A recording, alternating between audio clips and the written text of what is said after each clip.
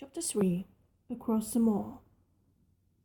She slept a long time, and when she awakened, Mrs. Medlock had bought a lunch basket at one of the stations, and they had some chicken and cold beef and bread and butter and some hot tea.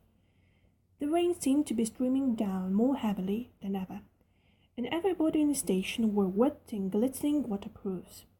The guard lighted the lamps in the carriage, and Mrs. Medlock cheered up very much over her tea and chicken and beef. She ate a great deal, and afterward fell asleep herself, and Mary sat and stared at her, and watched her fine bonnet slip on one side, until she herself fell asleep once more in the corner of the carriage, lulled by the splashing of the rain against the windows. It was quite dark when she awakened again. The train had stopped at the station, and Mrs. Medlock was shaking her.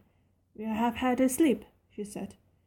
"It's time to open your eyes. We're at Twite Station, and we got a long drive before us." Mary stood up and tried to keep her eyes open while Mrs. Medlock collected her parcels.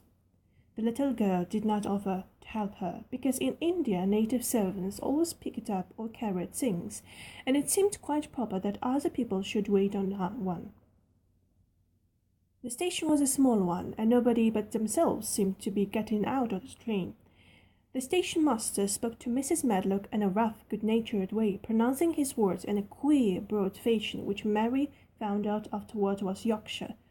"I see thou's got back," he said. "And thou's brought the young fellow with her?" "Aye, that's her," answers Mrs. Medlock, speaking with a Yorkshire accent herself, and jerking her hand over her shoulder toward Mary. "How's our missus?" "Well enough. The carriage is waiting outside thee." A brougham stood on the road before the little outside platform. Mary saw that it was a smart carriage, and that it was a smart footman who helped her in. His long waterproof coat and the waterproof covering of his hat were shining and dripping with rain, as everything was, the burly station master included. When he shut the door, mounted the box with the coachman, and they drove off, the little girl found herself seated in a comfortably cushioned corner, but she was not inclined to go to sleep again. She sat and looked out of the window, curious to see something of the road over which she was being driven to the queer place Mrs. Medlock had spoken of. She was not at all a timid child, and she was not expected frightened, but she felt that there was no knowing. That might happen in a house with 100 rooms nearly all shut up, a house standing on the edge of a moor. "What is a moor?" she said suddenly to Mrs. Medlock. "Look out of the window in about 10 minutes, and you see," the woman answered. "We've got to drive 5 miles across the Missel Moor before we get to the manor. You won't see much, because it's dark enough, but you can see something." Mary asked no more questions, but waited in the darkness of her corner, keeping her eyes on the window. The carriage lamps cast rays of light a little distance ahead of them, and she caught glimpses of the things they passed. After they had left the station, they had driven through a tiny village, and she had seen whitewashed cottages and the lights of a public house. Then they had passed a church and a vicarage and a little shop window or so, and a cottage with toys and sweets and odd things said ours for sale. Then they were on a high road, and she saw hedges and trees. After that there seemed nothing different for a long time, or at least it seemed a long time to her. At last the horses began to go more slowly, as if they were climbing uphill, and presently there seemed to be no more hedges and no more trees. She could see nothing, in fact, but a dense darkness on either side. She leaned forward and pressed her face against the window, just as the carriage gave a big jolt. "Hey, we on the moor, now sure enough," said Mrs. Medlock. The carriage lamp shed a yellow light on a rough-looking road which seemed to be cut through the bushes and low-growing things, which ended in a great expanse of dark apparently spread out before and around them. A wind was rising and making singular, wild, low, rushing sound. It's not the sea, is it?" said Mary, looking round at her companion. "No, not it," answered Mrs. Medlock. "No, it isn't fields nor mountains. It's just miles and miles and miles of wild land that nothing grows but heather and gorse and broom, and nothing lives on but wild ponies and ships." I feel as if it might be the sea if there were water on it, said Mary. It sounds like the sea just now. That's the wind blowing through the bushes, Mrs. Medlock said. It's a wild, dreary enough place to be mind, though there's plenty that likes it, particularly when the heather's in bloom. On and on they drove through the darkness, and though the rain stopped, the wind rushed by and whistled and made strange sounds. The road went up and down, and several times the carriage passed over a little bridge beneath which water rushed very fast with a great deal of noise. Mary felt as if the drive would never come to an end, and that the wild, bleak moor was a wide expanse of black ocean through which she was passing on a strip of dry land.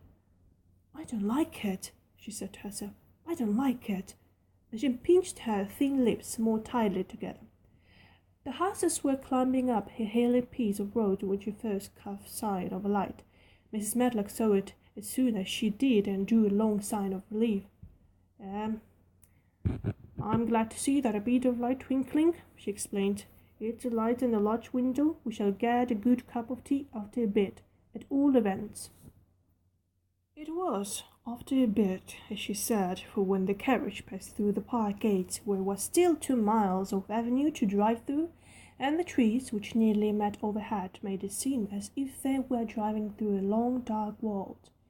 They drove out of the vault into a clear space and stopped before an immensely long but low-built house, which seemed to ramble around a stone court.